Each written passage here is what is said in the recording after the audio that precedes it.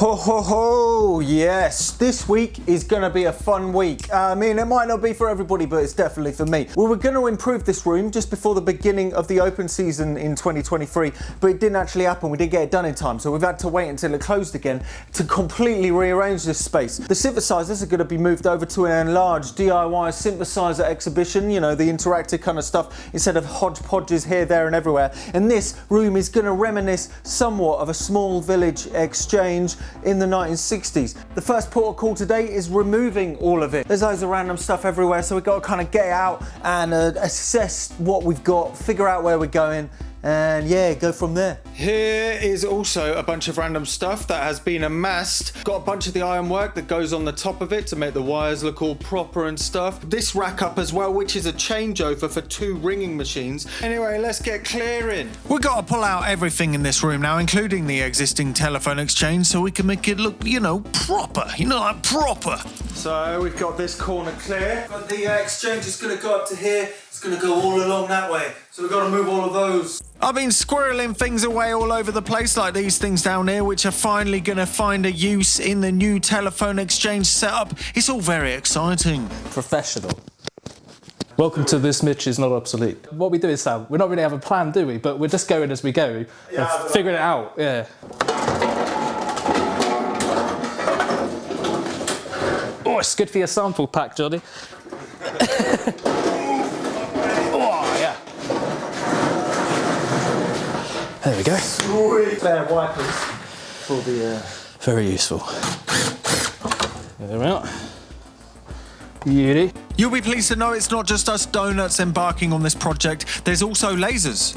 Controlled by a couple of retired BT engineers with multiple decades of experience underneath their belt. They're going to be setting up the ironwork, so you're confident and know that it's going to be done properly. But in the meantime, I needed to go and get this thing. It was another bit of exchange and doing it.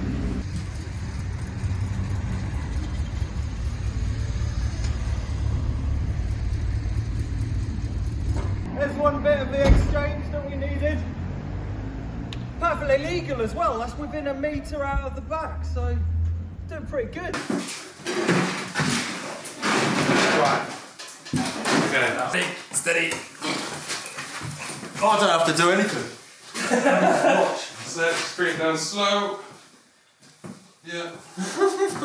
The next thing was removing all the existing wiring to all the phones in the museum and all of the interconnectivity. This was learnt on the job. It's all higgledy-piggledy, and I'm glad to see it go. Oh, yeah, I just got to disconnect everything, knowing full well that they've all got to go back. These red, white and green wires are the jumper cables between selectors. This is how you program the phone number. And this right here is the power. Here it is at the end of day one. There's been a lot that's happened. It's all gone. There's still a few wires wired in here. Going to sort that out straight away at the start. And it's really nice. It looks really clean and really presentable. We started day 2 with a bang, and the guys came over and just started lugging racks around. They all weigh in between 300 to about 600 kilograms. This is one of the heavy mummers, and they were just able to pull it around here and there. They had their techniques down, and you know, it was good to watch experienced people getting on with this. They spent the morning bolting together all of them, making sure they were all in line, and just pulling them around like they were little toys. Look at that! And we'll just start child's play. It was like they could throw them across a blooming tennis court if they wanted to.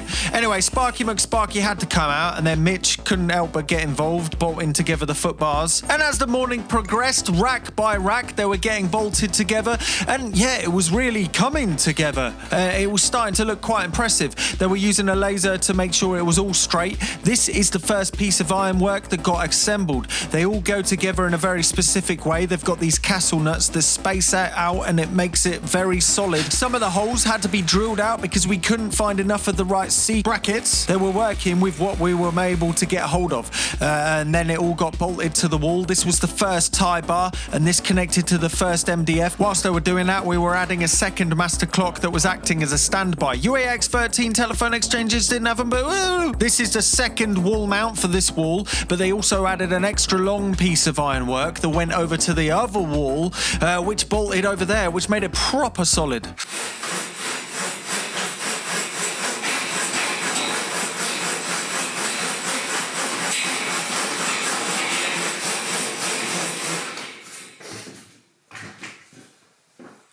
Day number 3. Yep, day number 3 has rolled on by, and you know, a lot's been done. So, yeah, Mitch is still here. We are planning to sort out this part of it. This is the MDF. There are fuses at the back for the lines. There's the line test ports and stuff. We're not actually going to use this because this MDF has seen better days and the wires don't even connect anymore. We're going to be using these junction blocks, and we're going to solder some multi-core wires to these. They're going to go over like they usually should with nice thick wires going down to each of these and then to the respective phone lines. So we're going to remove these. So Mitch, oh, you're going to do a lot of soldering today. You're going to be soldering multi-core wires to this side and then connecting to this side to go off to other places. Now we've got to remove them first.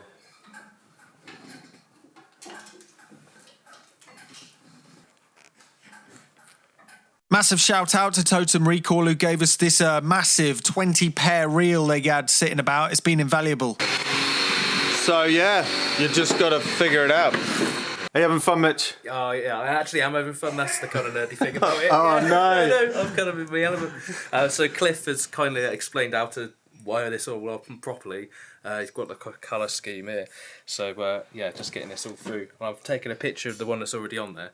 So I'm trying to do it all neat and lace the cables and stuff. So doing it all with through the proper holes and stuff. And yeah, we'll see if I can do it to the standard of the one that's already on there. The way you got the telephone pair of wires. So you've got predominantly white one with little green bits, and it matches up with the one that's predominantly green with the little white bits, and that's the pair you hear over on the telephone line.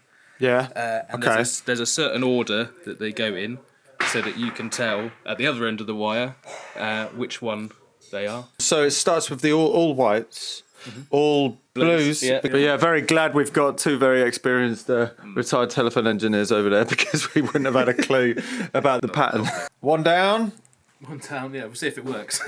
Whilst Mitch was doing that, they were finishing off the ironwork. The tie bar that went across the whole room was perfect for putting the alarm lamps onto, so we're going to have to wire those up at some point. And then it was a case of putting the runways on the top. These aren't for ferrets to run across the top of the room. No, even though they make a perfectly adequate thing of that, they're the cable trays. The runways for all the cables that go to all of the different racks, and it really makes it look proper. Well, proper when the cables are on top, of course. So the guys have come and gone, and it's all up. We've got the runways right at the top and all of the ironwork above it. It is solid.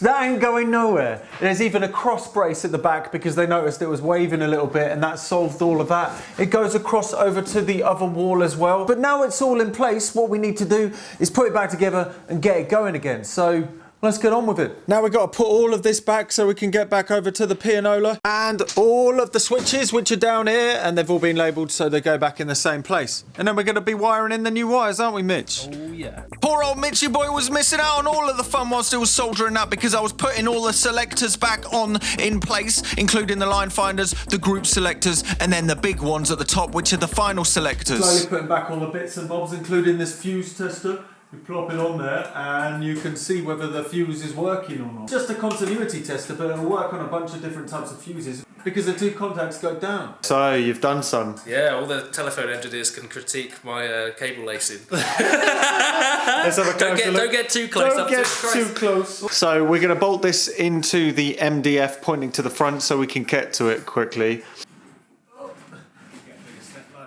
The middle one. Out of the way. Alright, so just in case you didn't quite get what we're doing with this stuff, these junction blocks that we've just soldered all these wires to, one side of them is connected to each of these racks, and then the other side, in a normal exchange, would be what is going out the building, going to your house, but obviously like in the museum, there's just going around the building. So that's going out another wire along these big cable trays and out into the other part. So the cable that we've run out of those junction blocks is coming all the way to here, and we've got another junction box and what breaks it out into the individual phone lines. So we're going to connect this into this, put it on the wall up there. Good. Right, so we've got the wires broken out here, and we're going to connect them into the terminal blocks up here. We've got to figure out which ones to put in the right place. They come in a pair, so there's an A and a B wire, and that is like the loop, the audio loop of your telephone call. There's a good trick that Martin taught me yesterday, where you pinch them here, you do like that, you do another little right angle, and then you spin them round, and they coil themselves together real quick. And then just under here is where you connect all of the individual telephones out to.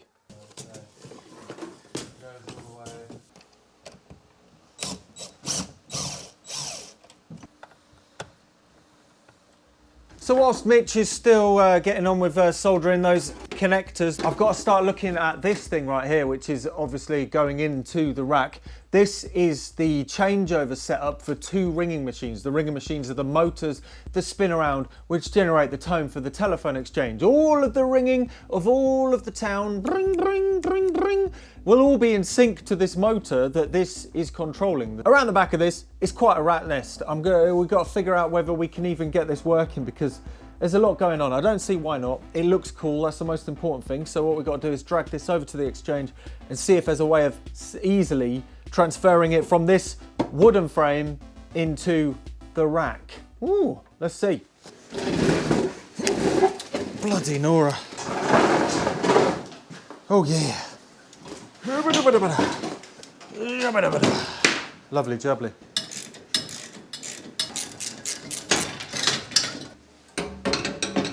Oh no. Oh, they're too big. These are the wide ones. Oh no. Please don't tell me this is the wrong size as well. Oh my God, it is. Oh no. Oh dear, that's that plan out the window. Well, it looks like we're either putting this somewhere else or we're getting rid of this and using the other ringing machine. Because this changeover ringer is from more of a main exchange kind of area, and these are UAX 13 width racks. It's only by about an inch that they're different, which is really annoying. Oh well, best not be that disheartened. Got to keep on cracking on. So this is an old project which we're going to bring back. We're going to bolt it up here. It's going to be basically a grid of lights that you're going to be able to draw pictures on. So this is the end of day 3. A lot has been done, a lot has been put in place. There's a lot of wiring left to do. We're not going to get to the end of the wiring at the end of this video, unfortunately. You can see the 2 pendulum clocks running away. That is another empty rack we need to fill up at some point.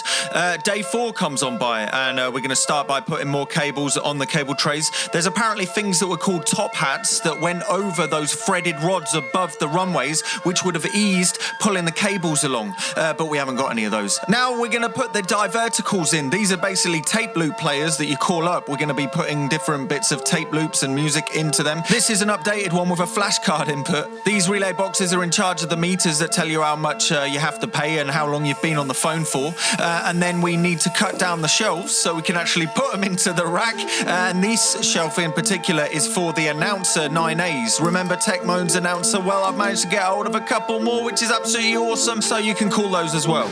All right, we're at actually exciting part where we're going to hook up the power now. So black is battery, red is earth.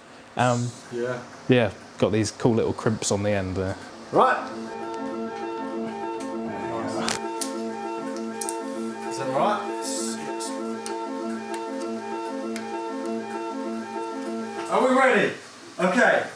3, 2, 1, power! That doesn't sound too good. Oh no!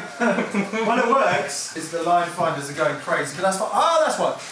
Oh, all of the blooming routines are going off. As if we could get totally on without any noises. Let's flick the switch. Are we ready? Switchery flickery. There we go. Come on. Let's plug in this bad boy and see if it has power. Alright, let's plug it in.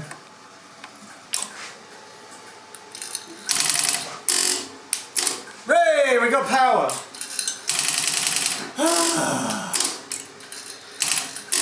Ah, yes. What do you think, Mitch? Yes. Power! Power! That is a big step. That is a big step forwards. Awesome.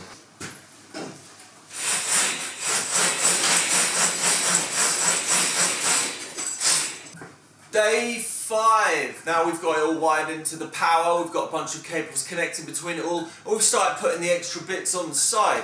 The problem was yesterday we couldn't fit the ringing machine in here because it's from a main exchange and those racks are a little bit wider, which is really annoying, but we've got a plan. We're going to put in a display case over on that wall right there after we get it running. Today we're going to get some phones plugged into this, and we're also going to get all of the common services plugged into this. This includes putting the wires in from the ringing machine. The ringing machine makes a ring ring, and all of the sounds that you hear coming through, like the buzzes and the engaged tones, like a boop, boop, all of that's coming from the ringer machine. The first port of call for today is connecting all of the common services together. How's it looking? It's looking good, yeah. It's coming along. Getting it all wired up. Now we need to figure out what's going on with the ringing machine. This is a schematic of the ringing machine, but hopefully we can use this to figure out what's actually going on with this changeover ringer thingamajiggy. It's an absolute rat nest back here, so I'm just going to kind of figure out what wires do what, whether wires and just not doing anything. This is the Jones plug connector that connects to the ringing machine. This is what is supposed to be connected up on the back of the schematic. It isn't the exact schematic of this, but luckily this matches up with that, so we're on to a winner with this. So we're going to clean this up and go from there. Right, the power's connected to the power supply, just so we can see if it's going to do anything. 3, 2, 1. Oh. Yeah, it did something. There was a noise. Oh, and there's some lights. There's some lights. I'm pretty sure it's not doing what it's supposed to be doing, but there's a lot of clicks and clanks, which is good. Ooh. Oh, yeah. Another one. Hey! Well, it works.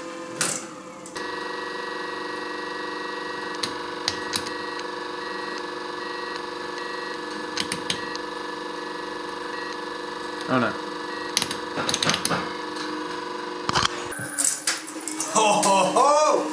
Oh yeah! Switch over! This one's running now. This one's running now! Over. Yeah. Mitch has finished wiring all of these to these to these, and they're all going up, along and over. We'll clean it up there in a little bit. So now we can figure out where all of these need to go. A lot of these, like these ones, the busy tone, the NU tone, the dial tone, the ring tone, as well as ring and ring return odd and even. These are the bring bring bits. They all need to go over to the ringing machine setup, which is all the way over there. And then there's a bunch of other things like FA, which is fuse alarm, so that goes off when there's a fuse that's blown. Release and reset, they're all going to go over to different things as well. I just want to get some sounds out of it so Mitch can hear it. So we're using the tester to find out where all of them are. For instance, this is one of the clocks that are coming from the ring machine. Right, it is time. Fingers crossed we're going to make a phone call and see if it works. Are you ready, Mitch? Ready, let's go. Right, so 6, 9, 0. Oh, here we go. Yes! Hello. Hello. Hello, I can hear you. We've been working on this for the past week and stuff, and Marek and Merlin have popped over from North Germany for a bit of a road trip around England, isn't that right? Marek's got something in the car that will be kind of pretty cool with this. Wooden box. A mysterious wooden box. Let's have a peek. Holy moly macaroni. Jesus, so why do you have this? What is the story? The story is, it comes from the village where I work. So this is for a very, very, very long time. No one cares. To be honest, it might be good to wire it in now because you can help us translate some of the notes that are a bit confusing. Telephone exchange with 23 participants, manufactured by Siemens in September 1929. And there's of course the schematics. We're currently trying to figure out what voltage it takes in the back. Let's see what it says. Oh my gosh. Well, we can follow this. There's no voltage. Where's the power? We've got, oh, there's a, yeah, battery. Yeah. Well, it doesn't say the bloody voltage, does it? We found out after looking on Google that it's 24 volts. Pretty sure anyway. And if it isn't, it will be 50 volts. So if we just put 24 volts in, we won't break anything. But let's find out. Right. Woohoo! Here we go. Like that. Are you ready? Yes. Let's see what it does. Well, it does something. Oh, we've got homing. For 4, 2, 3. Now we're going to try and wire a telephone into it, I think. Oh, here we go, 23. So it does say, yeah. So we'll go for number 18.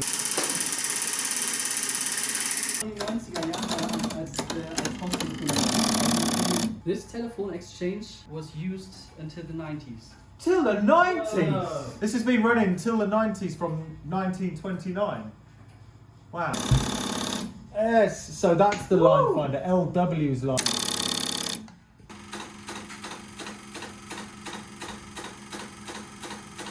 It works more than it did just now, so it's starting to work.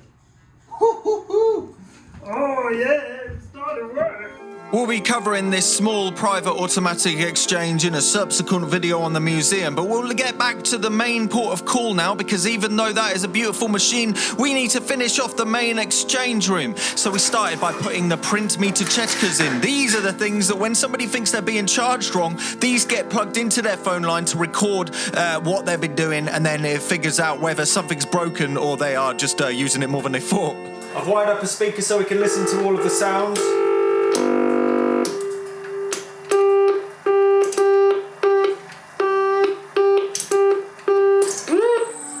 Now we change it over, we can switch them over.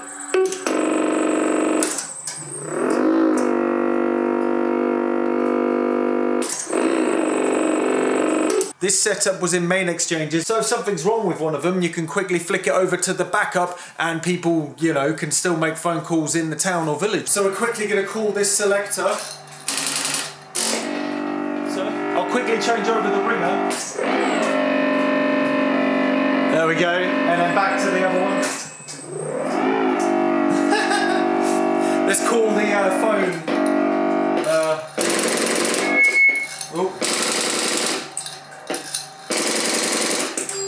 We got ringing. Let's change it over.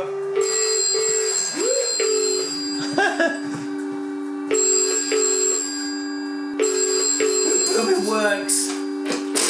Oh, that's awesome. That is so cool. So that's it for this week's video on this. I know we didn't get much of it actually doing stuff. There's a playlist below of all of the other videos I've done on this telephone exchange malarkey, and it kind of explains and outlines how it actually works and what it actually does. So if you're curious, check it out over there. For this YouTube channel, we're going to be getting back to normality, but I'm going to be doing a couple of hours here and a couple of hours there on this, and I'm going to be documenting it over on the museum channels. And hopefully it'll be all wired back in and ready by the time we open again in the start of 2024. We've also made a sample pack of a bunch of the sounds coming from this, the ringing machine, trying to make beats and different tones out of it. You could get that over on the museum website, as well as the Wurlitzer Sideman sample pack that was from last week. The money for the sample pack is going into the museum pot so we can try and make 2024 even better than 2023, but these sample packs are also available over on my Patreon as well as a bunch of update videos of us actually doing this last week and loads of other projects. Anyway, a massive thanks to everybody that was involved in this video. It was quite the week putting this together, and until next time, I'm looking on no computer. This is the telephone exchange, and if you like what you said, don't forget to subscribe and don't forget to try it.